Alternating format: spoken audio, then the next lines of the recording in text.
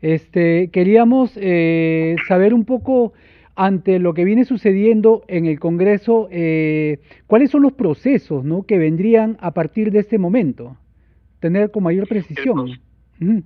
el proceso ya lo anunció el señor Rospigliosi, que consiste en que ahora debe elegirse al nuevo presidente del Congreso que reemplazará al señor Geri, para lo cual se fijó el plazo de las 6 de la tarde del día de hoy, que de acuerdo al reglamento es lo que corresponde según el artículo 12, para la presentación de las listas, a partir de las cuales se realizará mañana la elección del próximo presidente del Congreso, que concluirá el mandato incompleto del señor Geri en la presidencia de la República. Las listas ya han sido presentadas, hay 4 listas, Cinco. son los señores, Hay una hasta última. donde yo, bueno, hasta donde yo sé, a las 6 de la tarde solamente habían 4, no sé cuál sea la quinta, Es pero en Silvia todo caso, Montesa. Silvia Montesa es la quinta, la que encabeza la quinta lista. bueno, igual son, salvo la señora Alba, los demás son congresistas bastante, comparativamente desconocidos, ¿no? Ujú. Que tendrían que asumir el importante cargo de con la conducción del Estado peruano. Ujú. Luego de la presentación de las listas, para mañana a las 6 de la tarde, se abrirá la sesión y el presidente anunciará cuáles son las listas presentadas, luego de lo cual tendrá que convocar a 2 escrutadores para que verifiquen que el número de cédulas coincida con el número de votantes. Se llamará a cada uno de los congresistas, se les entregará a cada uno las cédulas para que las marquen, y una vez concluido el proceso de depósito de las cédulas en las ánforas, el siguiente paso será el cómputo o escrutinio Ujú. de todos los votos en presencia de los escrutadores.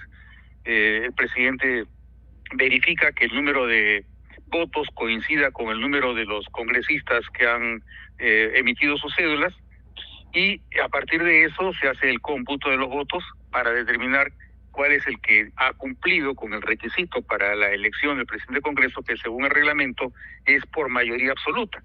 Si no se alcanzara la mayoría absoluta por ninguna de las 5 listas, el presidente debe indicar que se pasa a una segunda vuelta.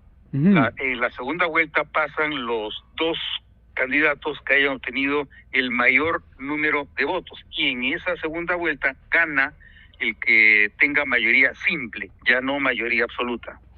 Ok, de hecho la figura cambia un poco a la hora de votar justamente por no estar en el local habitual del Congreso, ¿verdad? Eso habría generado también un No, no, cambio no, en las formas, en realidad no, ¿por qué? ¿no? Porque no se puede votar por el tablero electrónico debido a que la votación es secreta. Mm. Entonces no hay mayor diferencia, se procede con las cédulas, que es el procedimiento regular para la elección de miembros de la mesa directiva. No hay ningún inconveniente, es una cosa perfectamente superable. Ok, entonces digamos que mañana sí o sí, en algún momento de la noche, pasada las 6 de la tarde, deberíamos tener nuevo presidente de la mesa directiva del Congreso y por ende nuevo presidente de la República.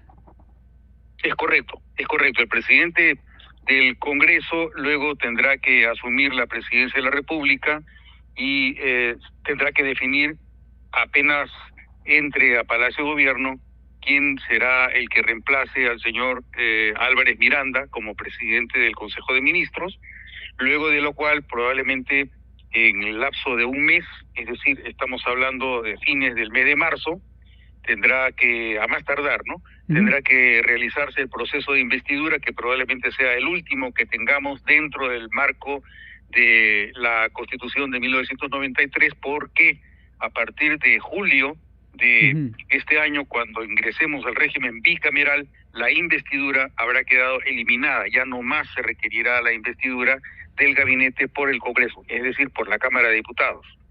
Claro, entonces digamos que es todo un tema, ¿no? Lo del cambio a la bicameralidad también, aprovechando la comunicación que tenemos con usted, ¿no?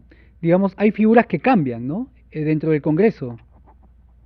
Eh, de manera definitiva y trascendental, porque habiendo 2 cámaras, las funciones que actualmente desarrolla el Congreso unicameral se dividirán en 2, Por un lado, la Cámara de Diputados tendrá algunas funciones, el Senado tendrá otras, y todo en el marco de la reforma constitucional que ha determinado que el Senado tenga poderes importantes y asimétricos respecto de la Cámara de Diputados, uno de los más importantes siendo la capacidad que tiene el Senado de vetar los proyectos de ley que apruebe la Cámara de Diputados, por un lado, y por otro lado, el Senado además tendrá la facultad de controlar todos los actos normativos que emita el presidente de la República, sean decretos legislativos, decretos de urgencia, tratados internacionales ejecutivos, regímenes de excepción y además todos los decretos supremos que pueda expedir el presidente de la República. Esa es la facultad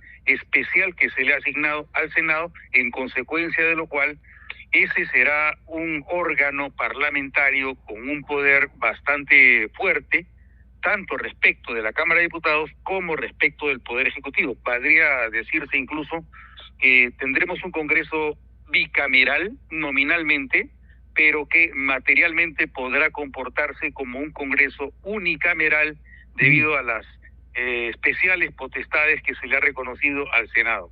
Claro, y en un caso hipotético, ya que ha sido bastante recurrente la situación de vacancias y censuras en el actual Congreso, bueno, en los últimos años ha sido una figura el cambiar de presidente, digamos, en un Congreso bicameral, la figura de una vacancia o censura cambiaría. Bueno, la censura no, porque la censura es solamente contra la mesa directiva o los presidentes del Congreso. Sí cabe la censura naturalmente contra el gabinete, pero ese es un procedimiento totalmente diferente.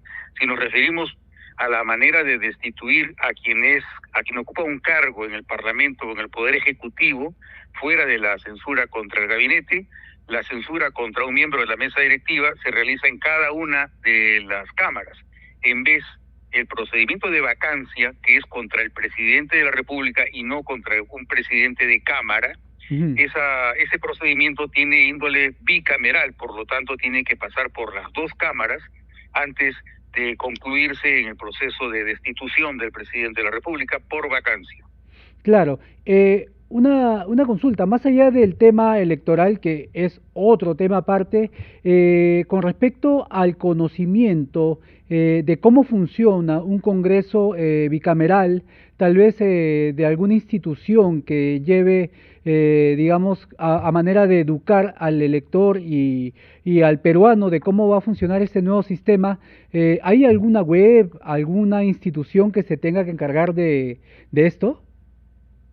En principio yo sé que la web del Congreso tiene algunos documentos que pueden servir con ese fin, pero lo más importante es revisar lo que dice la Constitución. Lo que yo sí no recomendaría sería revisar los reglamentos que ha decretado este Congreso unicameral para el régimen bicameral. ¿Por qué?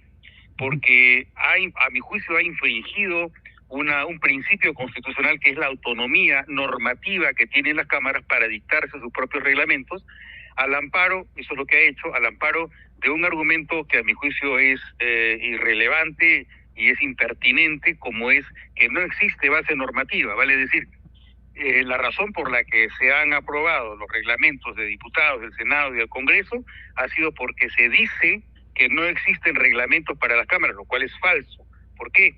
Porque hasta el año 1992, tanto el Senado como la Cámara de Diputados sí contaban con reglamentos, que son los reglamentos que rigen para ambas cámaras desde el año 1988, independientemente de las diferencias que hayan existido en materia constitucional. Entonces, no es que no haya base normativa, sí la hay, pero lo que está ocurriendo, a mi entender, es que hay una estrategia de direccionamiento, de copamiento del próximo Congreso bicameral, a lo que debe añadírsele hechos como, por ejemplo, la cantidad de personal que ha sido nombrada, los funcionarios que han sido designados por afinidad con miembros de la mesa directiva, o últimamente con el ablandamiento moral que es objeto del próximo Congreso, con el confort que les quieren generar con la compra de los vehículos de la flota, que va a consistir en 18 vehículos, justamente 2 vehículos USB, y los otros 10 vehículos sedán, 6 pickups en realidad, ese tipo de maniobras van a significar que el próximo Congreso de alguna forma represente un acto de continuidad respecto de las maneras en las que se maneja este Congreso unicameral, lo cual ciertamente es un peligro, porque lo que está ocurriendo con este Congreso es bastante lamentable, ¿no? Claro, justo lo que mencionaba usted, se va a pagar más de 1 millón de soles por 10 autos de lujo, ¿no? En una situación que creo que para la mayoría de peruanos no justificaría, ¿verdad? Creo que en el Congreso se han Bueno, olvidado de eso, de la opinión pública. Bueno, en realidad no sería la primera vez, porque en realidad ante lo que nos encontramos es ante un Congreso en el que los representantes se representan solo a sí mismos. Hay una proliferación de intereses privados que están siendo protegidos por las mayorías parlamentarias. Los más o menos, me parece que son 5.900.000 dólares que se están invirtiendo o 5.900.000 soles que se están Mm, invirtiendo en la compra de estos vehículos, en realidad es bastante grande, y yo diría que si fueran austeros, el mismo número de vehículos podría ser reemplazado por vehículos más cómodos, más utilitarios, y que podrían llegar solo a la quinta parte de lo que se ha designado para este procedimiento. O sea, estamos hablando de que en lugar de gastar 5.900.000, podría gastarse 1.200.000, que es la quinta parte aproximadamente, y además la mitad de lo que había sido asignado con este mismo fin en el proceso presupuestario del año 2025. Entonces, esas cosas son las que te van revelando que es cierto tufo de superficialidad o de fatuidad en el uso del dinero del Estado para el engolosinamiento de las personas que ocupan cargos representativos. claro, y justamente al haber una bicameralidad, es como que la percepción es que se aumenta también el número de congresistas y por ende el número de asesores y de personal de confianza y también pues el presupuesto, ¿no? En Mira, general. en principio, Eder, el gran problema que tenemos es la presunción de que los congresistas llegan al Congreso y que no son capaces de ocuparse de las funciones en razón de las cuales ellos Mm, postulan y ellos son elegidos. Si yo no tengo las capacidades para hacerme cargo, ¿por qué tengo que buscar que sean terceros los que me apoyen? La experiencia de este tipo de afirmación que estoy haciendo ujú, la tengo yo a partir de la experiencia que me correspondió tener por lo menos hasta el año 1988, cuando ni los diputados ni los senadores contaban con ningún personal de confianza. ujú, Obviamente los grupos parlamentarios tampoco, y las comisiones tampoco. Los propios diputados y los propios senadores eran los que se encargaban de la redacción de sus pedidos, de sus mociones, de sus proyectos de ley, y en ujú, muchos casos los presidentes de comisión, ellos mismos, eran los que redactaban sus dictámenes, sin claro. necesidad de ningún tipo de asesor. ¿Qué quiere decir eso? Que hasta el año 1988 los que postulaban a cargos representativos sí eran competentes, y que a partir del año 1995 dejaron de ser competentes y necesitaban un ejército de personas para que los apoye en un trabajo en el cual ellos reconocen explícita y abiertamente que no pueden cumplir por sí mismos. ¿Esto qué es lo que significa? Significa Ujú, que nuestro régimen representativo se ha vaciado. Ya no, ellos claro. no nos representan. Quienes nos representan son los asesores, las secretarias o los técnicos que los están apoyando, a quienes se les encomienda que hagan las cosas en nombre de los congresistas. Eso es lo lamentable, Eder. Eso es lo lamentable. Claro, y justamente eso termina incidiendo pues en la poca aceptación del Congreso, ¿no? Que justamente en el momento que Dina Boluarte tenía la más baja aceptación de un presidente probablemente en la historia del Perú, el Congreso también estaba bastante cerca, ¿no? Entonces, pero por la situación específica de que acaparaba toda la atención, tal vez, como quien dice, pues no estuvieron, ¿no? Ante el escarnio público. Pero añádele a eso otro factor muy importante que no podemos dejar pasar por alto. ¿Cuál? Mira, de los 25,5 millones de electores, la tendencia ha sido que el 30% no vota, Ujú, 20% sí vota, pero vota nulo o blanco. Si sumas estos dos factores, ya estás hablando del 50%.